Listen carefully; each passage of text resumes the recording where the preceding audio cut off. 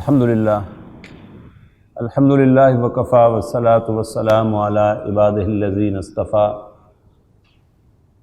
خصوصاً علی افضلہم وخاتم النبیین محمد الامین وعلی آلہ واصحابہ اجمعین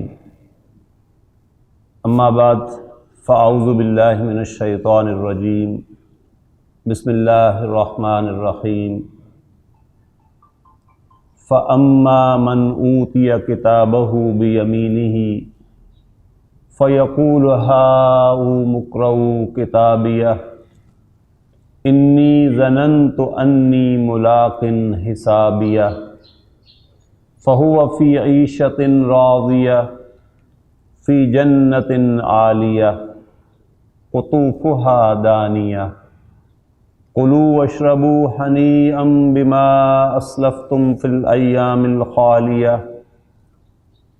واما من اوتی کتابہ بشمالہ فیقول یا لیتنی لم اوت کتابیہ ولم ادر ما حسابیہ یا لیتہا کانت القاضیہ ما اغنی عنی مالیہ حلق عنی سلطانیہ خذوہ فغلوہ ثم الجحیم صلوہ ثم فی سلسلۃ ذرعہا 70 ذراعا فاسلکوہ انہ کان لا یؤمن باللہ العظیم ولا یحض علی طعام المسکین رب اشرح لی صدری ویسر لی امری واحلل عقدۃ من لسانی یفقہوا قولی اللہم الہمنا رشدنا واعذنا من شرور انفسنا اللہم ارنا الحق حقا وارزقنا اتباعہ وارنا الباطل باطلا وارزقنا اجتنابہ آمین یا رب العالمین۔ محترم سامعین، غور کیجئے تو آج 28 اپریل ہے 2017 کی، اور آنے والی کل 28 اپریل ہوگی، 29 اپریل ہوگی۔ ہم میں سے کوئی نہیں جانتا کہ 29 اپریل 2017 اس کی زندگی میں آئے گا یا نہیں آئے گا، اور کتنے ہی لوگ، شاید سٹیٹسٹکس اکٹھی کرنی مشکل ہو، کہ جن کی زندگیوں میں 27 اپریل 2017 آیا تھا مگر 28 اپریل 2017 ان کی زندگیوں میں نہیں آیا۔ یعنی ہم سب، چاہے کوئی مسلمان ہے یا نہیں ہے، اللہ کو مانتا ہے کہ نہیں مانتا ہے، اسلام کو مانتا ہے یا نہیں مانتا، حتیٰ کہ وہ آخرت کا بھی ماننے والا ہے یا نہیں ماننے والا، موت کا ماننے والا ہم میں سے ہر شخص ہے۔ ہم ہر شخص یہ سمجھتا ہے کہ کل نفس ذائقۃ الموت، موت کی وادی میں اترنا ہے، ہم میں سے ہر شخص نے یہ یقینی ہے۔ یعنی وہ کل لازماً میری زندگی میں آئے گی جس کو موت کہتے ہیں۔ وہ لمحہ ہے، بس اصل میں وہ کبھی سکڑ جاتا ہے، کبھی پھیل جاتا ہے، تو پھیلا ہوا لمحہ ہمیں یوں لگتا ہے کہ جیسے اب یہ 100 سالوں پر محیط ہے، اور ہم اپنے کندھوں پر اپنے پیاروں کو دفنا کر آتے ہیں اور سمجھتے ہیں کہ صرف ان کو دفنانا تھا، ہم نے شاید نہیں مرنا، لیکن تھوڑی دیر بعد پتہ چلتا ہے کہ ہم بھی کسی کے کندھوں پر سوار ہو کر جا رہے ہوتے ہیں۔ گویا یہ دو کل ہیں جو میری زندگی میں ایک آ سکتی ہے، ایک نے آنا ہے۔ 28 اپریل 2017 میری زندگی میں آ سکتا ہے اگر اللہ چاہے تو، لیکن یہ غیر یقینی ہے، انسرٹن ہے، ان ریئل ہے۔ لیکن موت نے میری زندگی میں آنا ہے، یہ حقیقی ہے، یقینی ہے، ریئل ہے، سرٹن ہے۔ اور موت کے بعد پھر ہم مسلمان ہیں تو ہم یہ بھی سمجھتے ہیں کہ موت کے بعد اس زندگی کا بہرحال ایک نتیجہ ہے جو نکلنے والا ہے۔ تو اسے پیمانہ امروز و فردا سے نہ ناپ، جاویداں پہم دواں ہر دم جواں ہے زندگی، اور اس امتحان خانے میں تیرا امتحان ہے زندگی۔ کلزم ہستی سے تو ابھرا ہے ماند حباب، اس ضیاء خانے میں تیرا امتحان ہے زندگی. تو یہاں تو ہم اصل میں امتحان کے لیے آئے ہیں. مرنا ہے اور مرنے کے بعد پھر اس کا حساب کتاب ہے جو دینا ہے. دو ڈفرینٹ سچویشن میں آپ کے سامنے رکھنا چاہتا ہوں کہ فرض کریں کہ میری زندگی میں 28 اپریل 2017 آ جاتی ہے اور وہ اپنے ورسٹ سینیریو کے ساتھ آتی ہے. تو کاغذ پینسل لے کر بیٹھیں اور جائزہ لیں اپنی اپنی زندگیوں کا کہ اگر یہ نحوست کے ساتھ آتی ہے 28 اپریل، اپنی ساری بدبختیاں لے کر آ جاتی ہے، اللہ نہ کرے ہماری زندگیوں میں سے کسی کی زندگی میں، تو وہ بدبختیاں کیا ہو سکتی ہیں؟ خدا نخواستہ آپ اگر نوکری کر رہے ہیں تو نوکری جا سکتی ہے، کاروبار کر رہے ہیں تو کاروبار کا بٹھا بیٹھ سکتا ہے، کوئی خاندانی زندگی ہے تو وہ بالکل اچاٹ ہو سکتی ہے، کوئی ایسا حادثہ ہو سکتا ہے کہ اس کے حادثے کے نتیجے میں سب کچھ ہی چلا جائے اور آپ اللہ نہ کرے پانی کے ایک بوند کو ترسیں پڑے رہیں اور کوئی آپ کے منہ میں پانی کی بوند ڈالنے والا باقی نہ رہے. ان تمام سینیریوز کو ذرا امیجن کریں اور دو سوال اپنے سامنے رکھیں. پہلا سوال تو یہ ہے کہ کیا یہ ساری بدبختیاں ایک ہی دن میں ممکن ہیں؟ تو جواب ملے گا کہ نہیں. لیکن فرض کر لیں کہ یہ ساری بدبختیاں ایک ہی دن میں ممکن ہیں اور اللہ نہ کرے کہ وہ کسی کی زندگی میں آئیں، وہ آ گئی ایک ہی دن میں. تو دوسرا سوال یہ ہے کہ اگر یہ ایک ہی دن میں آ گئی تو فار ہاؤ لانگ، یہ کب تک رہیں گی میری زندگی میں؟ ٹل مائی ڈیتھ. جس دن میں مر گیا اس دن یہ ساری بدبختیاں بھی ساتھ ہی دفن ہو جائیں گی.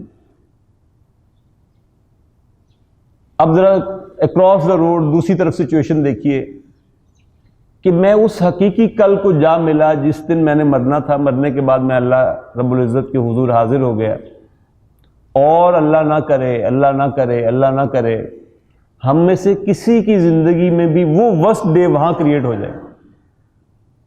لیکن ایک لمحے کی سپوز سچویشن سے ہم گزر رہے ہیں. ونس اگین کاغذ پینسل لے کر بیٹھیں اور ذرا نوٹ کریں کہ وہاں جو بدقسمتیاں آئیں گی وہ کون کون سی ہو سکتی ہے. تو ورسٹ سینیریو آگ کا ہے، اور آگ بھی وہ جس کے بارے میں علامہ اقبال نے کہا تھا، بڑی خوبصورت ایک ان کی نظم ہے سیر فلک کے نام سے، جس میں کئی تخیلات میں وہ نکل گئے آسمانوں کی طرف. تو کہتے ہیں کہ میں نے افلاک کی سیر میں جنت بھی دیکھی، جہنم بھی دیکھی، اور میں نے دیکھا کہ جہنم بالکل ٹھنڈی پڑی تھی، تاریک یک بستہ. تو میں بڑا حیران ہوا کہ دنیا میں تو ہم بڑا شور سنتے تھے جہنم کی آگ کا، اور یہاں عجیب صورتحال ہے، یہ تو بالکل یک پڑی ہے. تو وہ کہتے ہیں کہ میرے چہرے کی حیرت کو بھانپ کر ایک فرشتہ میرے قریب آیا اور مجھ سے کہنے لگا کہ کیا پریشانی ہے تمہیں؟ تو میں نے اس سے یہی ذکر کیا کہ ہم تو یہ سنتے تھے دنیا کی زندگی میں، یہاں تو کچھ بھی نہیں ہے. تو آخری شعر اس نظم کا ہے کہ اہل دنیا یہاں جو آتے ہیں آگ اپنے ساتھ لاتے ہیں. تو آگ تو یہاں سے کما کر جاتا ہے ہر شخص، اور وہ تمام ورسٹ سینیریوز جو وہاں پیش آ سکتے ہیں ان کے سامنے بھی وہی دو سوال رکھیں کہ کیا وہ ساری بدقسمتیاں وہاں ایک ہی دن میں بیک وقت میری زندگی میں آ سکتی ہیں؟ تو جواب ملے گا کہ ہاں آ سکتی ہیں. دوسرا سوال ہے کب تک؟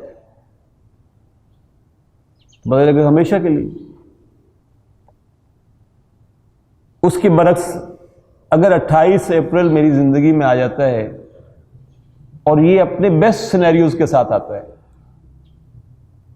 جتنی بھی خوش قسمتیاں ممکن ہیں وہ آپ لکھتے چلے جائیں کہ مجھے یہ چاہیے، یہ چاہیے، یہ چاہیے، یہ چاہیے، آپ یہ بننا چاہتے ہیں، وہ بننا چاہتے ہیں، اور وہ ساری کاؤنٹ ڈاؤن کر کے پھر ایک دفعہ سوچئے کہ کیا یہ سب ایک دن میں پاسبل ہے کہ یہ سب کچھ مجھے مل جائے؟ تو ایک بار پھر جواب یہی ملے گا کہ نہیں، ایک دن میں یہاں ممکن نہیں ہے کہ آپ امریکہ کے صدر بھی بن جائیں اور آپ کے سارے کاروبار بھی چمک اٹھیں اور آپ کے بچے بھی بڑی اعلیٰ عہدوں پہ پہنچ جائیں. آپ کی گھر گرہستی کی، یعنی جو آپ سوچتے چلے جائیں وہ ہوتا چلا جائے، یہ ممکن نہیں ہے۔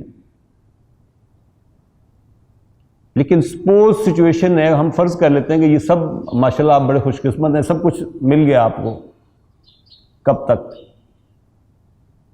تو پتہ چلے گا کہ میری موت تک۔ جس دن میری سانس بند ہوتی گئی اس دن سب ختم ہو جائے گا۔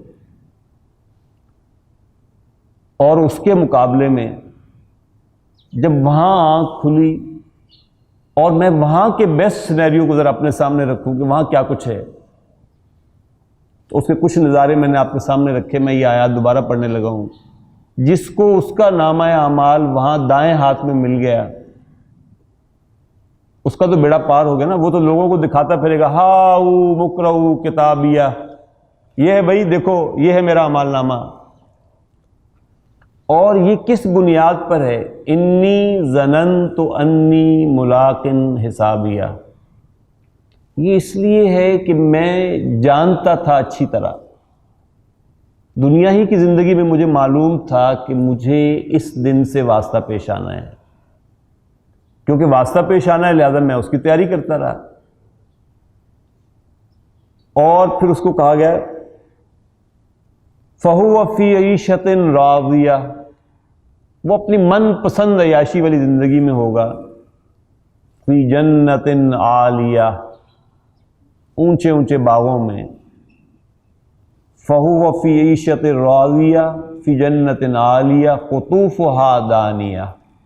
بڑا خوبصورت جملہ ہے یہ، قطوفها دانیہ، جس کے پھل جھکے ہوئے ہوں گے۔ یعنی عربوں کے باغوں کا اگر آپ کو اندازہ ہو تو اس آیت کو سمجھا جا سکتا ہے۔ سچویشن کیا ہوتی ہے ان کے باغوں کی کہ باہر جو باڑ ہوتی ہے نا وہ کھجور کے درختوں کی ہوتی ہے۔ اب کھجور کا پھل اونچا لگتا ہے نا، پھر آپ جو ہی اندر داخل ہوتے ہیں تو اناروں کے درخت شروع ہو جاتے ہیں۔ کھجور ایکسیسیبل نہیں تھی، آپ ہاتھ سے نہیں توڑ سکتے تھے، جو ہی آپ اندر داخل ہوئے اب انار آئے، انار آپ ہاتھ سے توڑ سکتے ہیں۔ تھوڑا سا اور آپ باغ کی ڈیپتھ میں گئے تو انگوروں کی بیلیں شروع ہو گئیں، وہ اس سے بھی زیادہ ایکسیسیبل ہیں۔ تو گویا یہ جنت جو مومن کو وہاں میسر آئے گی یہ ایسی ہوگی کہ جوں جوں آپ اس کی ڈیپتھ کی طرف چلتے جائیں گے تو وہ پھل آپ کی دسترس میں آتے چلے جائیں گے۔ اور اس سے کہا جائے گا کُلُوا واشربوا حنیئا بما اسلفتم فی الایام الخالیہ، کھاؤ پیو مزے کرو بسبب اس محنت کے جو تم نے آج یہاں کے لیے گزشتہ کل میں کی تھی۔ ایک بڑا خوبصورت تفسیری نقطہ بعض مفسرین نے لکھا ہے کہ حضرت عبداللہ ابن عمر رضی اللہ تعالیٰ عنہ ایک دفعہ کہیں جا رہے تھے سفر میں۔ عرب ہمارے پٹھان بھائیوں کی طرح مہمان نواز ہوتے ہیں بہت، تو وہ کہتے ہیں میں کہیں رکا کھانا کھانے کے لیے، کھانا شانا جب گرم کیا تو قریب ہی ایک بدو بھیڑیں چرا رہا تھا، تو ہم نے اس بدو کو بھی انوائٹ کیا کہ آجو ہمارے ساتھ کھانا کھا لو۔ شدید گرمی تھی، اس بدو نے کہا کہ میں روزے کے ساتھ ہوں۔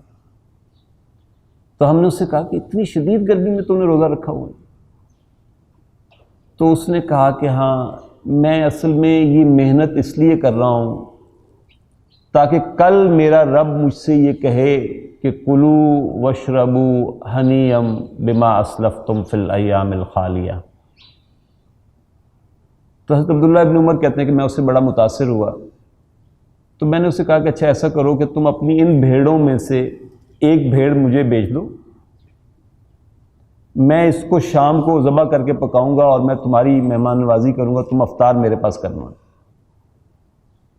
تو اس نے کہا کہ یہ تو میری نہیں ہے، میں تو غلام ہوں، یہ بھیڑیں تو ساری میرے مالک کی ہیں۔ تو وہ کہتے ہیں میں نے اس سے کہا کہ تم اپنے مالک سے کہہ دینا کہ اتنی بھیڑوں میں سے ایک بھیڑیا کھا گیا تھا۔ تو اس نے کہا کہ اس مالک کو تو کہہ دوں گا، اس مالک کا کیا کروں گا، وہ تو سب کچھ دیکھ رہا ہے۔ اور یہ 2-3 جملے میں آپ کے ساتھ شیئر کروں جو میں نے ایک خانقاہ میں لکھے کبھی دیکھے تھے۔ ایک دیوار پہ لکھا ہوا تھا اللہ دیکھ رہا ہے، دوسری پہ لکھا ہوتا ہے اللہ سن رہا ہے، اور ایگزٹ کے اوپر لکھا ہوا تھا اللہ پوچھے گا. تو اس نے کہا جناب میں اس مالک کو تو مطمئن کر دوں گا, اس مالک کو کیسے مطمئن کروں گا, وہ تو دیکھ رہا ہے, سن رہا ہے, وہ پوچھے گا. تو کہتے ہیں کہ حضرت عبداللہ ابن عمر کہتے ہیں کہ میں سارا دن جھومتا رہا اس کے اس جملے سے. جب شام ہوئی تو میں اس کے مالک کے پاس گیا اور میں نے اس سے کہا کہ تمہارا یہ غلام ان ساری بھیڑوں کے ساتھ خریدنا چاہتا ہوں, قیمت بتاؤ.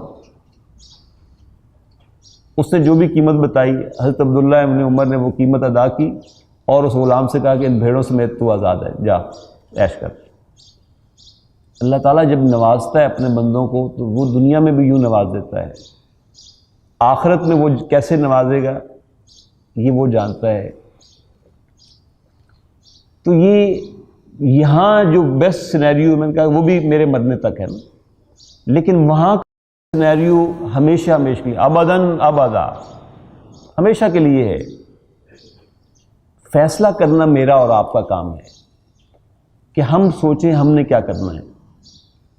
اور جن لوگوں کو اس حقیقی کل کا یقین تھا انہوں نے اس کے لیے محنت کی. اس کو مانتا میں بھی ہوں, آپ بھی مانتے ہیں, لیکن یقین جانے میں کل واقعہ سے آیا, آپ فیصل آبادی کا ایک شہر کا چکر لگا لیں, یعنی یہاں سے آپ کچہری بازار تک جائیں, کوئی ایک بل بورڈ آپ کو ایسا نظر نہیں آئے گا جو آپ کو یہ دعوت دے رہا ہو کہ کل تم نے مر جانا ہے, کل تمہارا حساب کتاب ہوگا. یہ آپ کو 28 اپریل بڑا یقینی اور بڑا دلکش بنا کر آپ کے سامنے پیش کیا جا رہا ہے کہ یہ پلاٹ لے لو کل کام آئے گا, فلاں جگہ انویسٹمنٹ کر لو یہ کل کام آئے گی, فلاں یوں کر لو یہ کل کام آئے گی. ایون ایجوکیشن کے جو بورڈ ہیں وہ بھی آپ کو, یعنی آپ کا بیٹا انجینئر ڈاکٹر 28 اپریل کے لیے تیار ہوتا ہوا نظر آئے گا.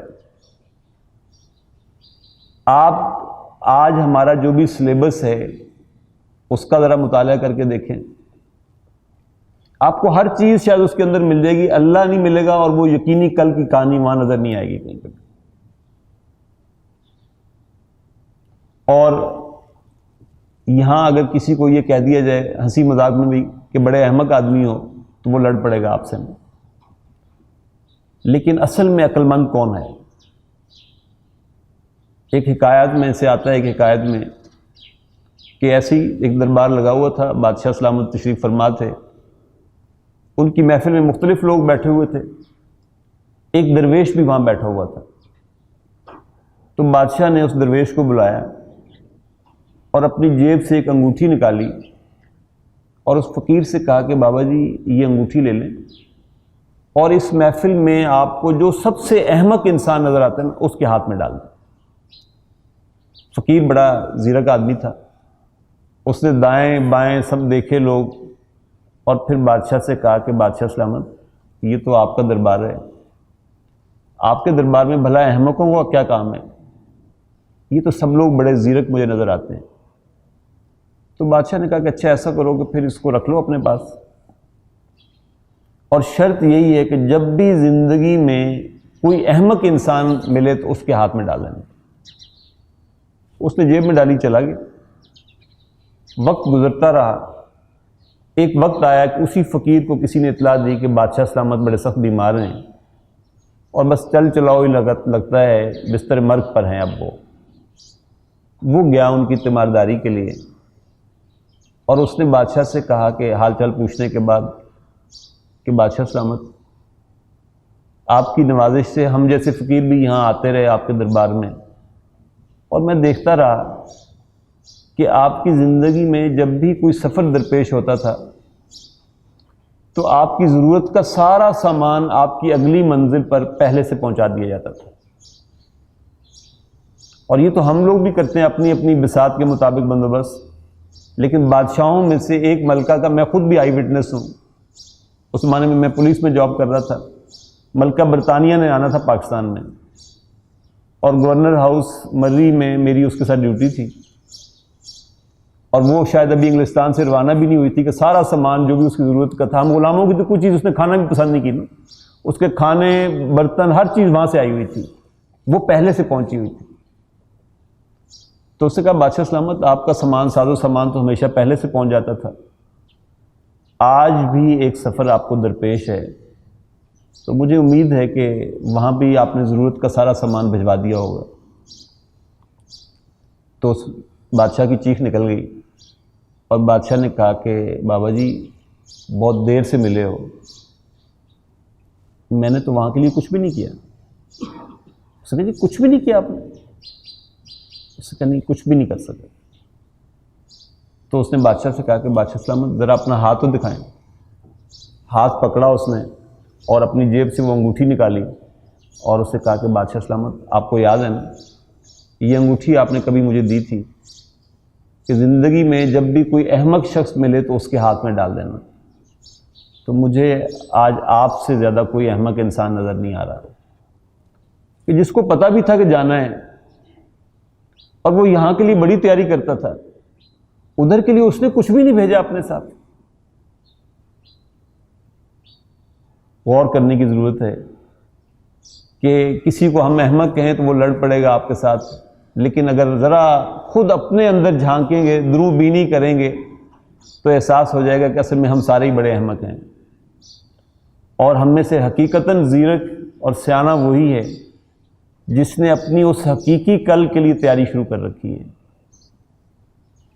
جو اس کو حقیقی سمجھتے تھے ان میں سے دو لوگوں کی کہانی میں آپ کے ساتھ شیئر کرنا چاہوں گا، اور یہ ابھی بھی سمجھ آتی ہے۔ کراچی میں ہمارے ایک دوست تھے، وہ سنا رہے تھے اگلے دن کہ کسی کمپنی کا ایک بگ باس تھا، وہ بگ باس اپنی کہانی خود سنا رہا ہے، کہتے ہیں میں بڑا بدتمیز آدمی تھا اور میں اپنے جونیئرز کے ساتھ اور کلائنٹس کے ساتھ ہمیشہ بڑے متکبرانہ انداز سے بات کرتا تھا۔ بلڈ پریشر شوٹ کیا، ہارٹ کا پرابلم ہو گیا، اب سٹنٹس ڈلنے تھے، اور سنگاپور سے ایک ٹیم آئی ہوئی تھی، انہوں نے کہا جی ہم آپ کو لائیو آپ کی سرجری کریں گے، اینستھیزیا وغیرہ نہیں دیں گے، اور آپ یہ فارم سر نا پہلے سائن کر دیں ہمیں کہ اگر اس دوران کچھ ہو گیا تو ہماری کوئی ذمہ داری نہیں ہوگی، اور رسک فیکٹر جو ہے وہ 25% ہے، 75% چانسز ہیں کہ آپ بچ جائیں گے، لیکن 25% اس بات کا امکان ہے کہ شاید آپ سروائیو نہ کر سکیں۔ کہتا خیر سائن کر کے گھر آ گیا، اب 2 دن بعد سرجری ہونی تھی۔ اب یہ 25% کا ڈر، کہتا ہے 2 دن اس نے میری جان کھائی رکھی، اور میں اس سوچ میں رہا کہ کس کس کے ساتھ زیادتی کی ہوئی ہے، کس کس کا حق مارا ہوا ہے، ان کے ٹیلی فون نمبر ڈھونڈتا پھروں، ان میں سے ایک ایک سے معافی مانگی۔ بچ گیا، ہو گیا، آپریشن ہو گیا، کامیاب ہو گیا، لیکن یہ تو اس کے کہنے پہ 25% تھے نا، اس 25% نے ٹھیک کر دیا اس کو۔ اگر 100% کے اوپر یقین ہو کہ واقعی میں نے مر جانا ہے تو انسان نہ کسی کا حق مار سکتا ہے، نہ ظلم و زیادتی کر سکتا ہے، نہ اپنی بندگی کے حقوق میں کوئی ڈنڈی مار سکتا ہے۔ ایک نوجوان حضرت ابو ذر غفاری رضی اللہ تعالیٰ عنہ کے پاس آیا، اور سوچیں یہ ابو ذر غفاری کون ہے؟ رسول اللہ صلی اللہ علیہ وسلم سے حضرت جبرائیل ملنے کے لیے آئے، تو کہیں پاس سے حضرت ابو ذر گزر رہے تھے، تو حضرت جبرائیل نے کہا کہ حضور وہ دیکھیں ابو ذر جا رہے ہیں۔ تو حضرت جبرائیل نے کہا کہ حضور نے کہا کہ جبرائیل تم ابو ذر کو نام سے جانتے ہو؟ تو حضرت جبرائیل نے کہا کہ حضور ابو ذر کو کون نام سے نہیں جانتا؟ ملائے اعلیٰ کے سارے فرشتے ابو ذر کو نام سے پہچانتے ہیں۔ ان کے پاس ایک نوجوان آیا کہ چچا میں دین سیکھنا چاہتا ہوں، مجھے دین سکھا دیں۔ انہوں نے رکھ لیا اپنے پاس۔ کچھ دن گزرے تو ایک قافلے والے آئے، حضرت ابو ذر کے قبیلے کے لوگ تھے، انہوں نے آ کے رونا رویا کہ قحط نے ہمیں تنگ کر رکھا ہے، خدا کے لیے ہماری کچھ مدد کریں، ہم تو بالکل بھوک کے ہاتھوں اب رہ گئے ہیں۔ تو حضرت ابو ذر نے اس نوجوان سے کہا کہ جاؤ میرے باڑے میں اور باڑے سے جو بیسٹ اونٹ ہے نا وہ پکڑ کر لے آؤ، بیسٹ اونٹ۔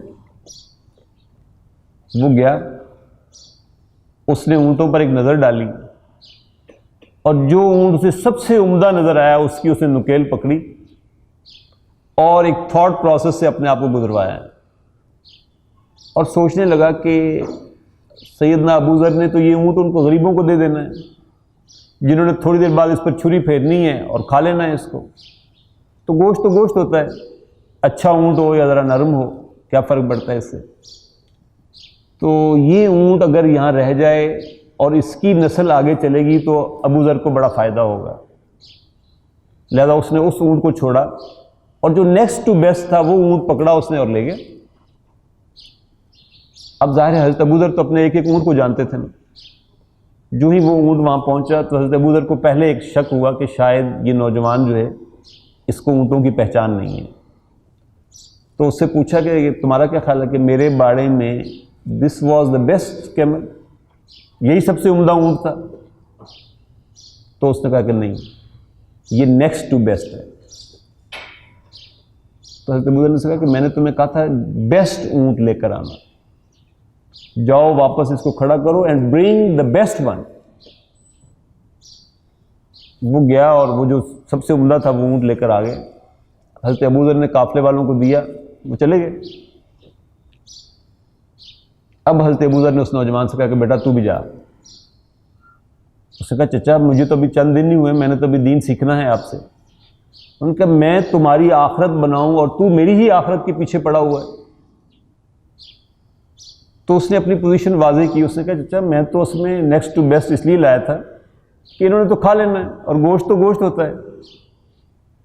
تو انہوں نے کہا کہ تم نے وہ آیت نہیں پڑھی کہ لن تنالوا البر حتی تنفقوا مما تحبون، کہ تم ہرگز نیکی کو نہیں پہنچ سکتے جب تک کہ تم اپنا وہ مال نہ خرچ کرو جو تمہیں بہت محبوب ہے۔ اپنا بیسٹ اللہ کی راہ میں لگاؤ۔ اور یہ کاروباری شہر ہے، ہم اچھی طرح جانتے ہیں کاروبار کے اس اصول کو کہ اگر آپ کو بیسٹ ریٹرن کس انویسٹمنٹ پہ مل سکتا ہے؟ بیسٹ ریٹرن ہمیشہ بیسٹ انویسٹمنٹ پہ ملتا ہے۔ تھکی ہوئی انویسٹمنٹ، تھکا ہوا ریٹرن بلکہ الٹا لاس میں چلا جاتا ہے۔ اگر آپ کو بیسٹ ریٹرن چاہیے تو انویسٹ دا بیسٹ۔ جب آپ بیسٹ انویسٹ کریں گے تو اس دنیا میں بھی یقیناً آپ جو چاہیں گے وہ ہو جائے گا۔ کہتی کہ ایک اور کہانی آپ کے ساتھ شیئر کروں، بس اس پہ اپنی گفتگو ختم کروں گا انشاءاللہ۔ مدینہ میں بڑا سخت قحط تھا۔ حضرت عبداللہ ابن عمر ہی کہتے ہیں کہ میں نے ارادہ کیا کہ باہر نکل کر استسقاء کی نماز پڑھتا ہوں اور ذرا دیکھتا بھی ہوں کہ رسول اللہ صلی اللہ علیہ وسلم کی امت کس حال میں ہے، کیا کر رہی ہے۔ تو کہتے میں یہ احد پہاڑ والی سائڈ پہ نکل گیا اور میں نے دیکھا کہ ایک 10 سال کا بچہ بھیڑیں چرا رہا تھا اور وہ کچھ تھوڑا سا پانی کہیں اس کے پاس تھا، اس سے اس نے وضو کیا تو مجھے لگا جیسے یہ کسی نماز کی تیاری کر رہا ہے۔ وہ کہتے ہیں میں ایک سائڈ پہ ہو کے تھوڑا سا بیٹھ کے دیکھنے لگ گیا کہ دیکھتا ہوں یہ نوجوان کیا کرتا ہے۔ کہتے ہیں اس نے وضو کیا، چادر بچھائی، 2 رکعت استسقاء کے پڑھے اور اب اس نے ہاتھ اٹھائے دعا کے لیے اور اللہ تعالیٰ سے مخاطب ہو کر کہنے لگا کہ یا رب بھی، اے میرے رب بارش نہیں ہے، پرندے اور جانور پیاس سے بلک رہے ہیں، انسان پیاسے ہیں، اے اللہ مجھے تجھ سے ابھی بارش چاہیے۔ اور وہ مسلسل یہ جملہ کہتا رہا، اے اللہ میں بیٹھا ہوں یہاں سے، میں اٹھوں گا نہیں آج یہاں سے جب تک تو بارش نہیں دے دیتا۔ اور عبداللہ ابن عمر کہتے ہیں کہ میں نے آسمان کی طرف دیکھا، کوئی بادل نہیں تھا اور وہ مسلسل کہتا جا رہا ہے کہ اے اللہ مجھے تجھ سے ابھی بارش چاہیے، مجھے تجھ سے ابھی بارش چاہیے۔ اتنے میں حضرت عبداللہ ابن عمر کہتے ہیں میں نے دیکھا کہ دور سے بادل کا ایک چھوٹا سا ٹکڑا نظر آیا اور ہم گھر بھیگتے ہوئے پہنچے۔ جو اللہ کا ہو جاتا ہے اللہ اس کا ہو جاتا ہے۔ اللہ تعالیٰ ہمیں بھی آخرت اور آخرت کے وعدوں کو اتنا ہی حقیقی سمجھنے کی توفیق عطا فرمائے جتنا حقیقی یہ صحابہ سمجھتے تھے۔ اسی زمین کے انسان تھے وہ۔ ان کو 28 اپریل بڑی غیر یقینی اور غیر حقیقی نظر آتی تھی، لیکن موت اور موت کے بعد کا معاملہ بڑا یقینی، بڑا حقیقی نظر آتا تھا۔ ہم صرف کہتے ہیں، ہمیں اس کا یقین نہیں ہے اس درجے میں جس درجے میں ہمیں 28 اپریل کا یقین ہے۔ اللہ تعالیٰ مرنے کے بعد کی زندگی کی تیاری کے لیے جس یقین کی ضرورت ہے وہ یقین ہمیں آج عطا فرما دے۔ اقول قولی ھذا واستغفر اللہ لی ولکم ولسائر المسلمین والمسلمات۔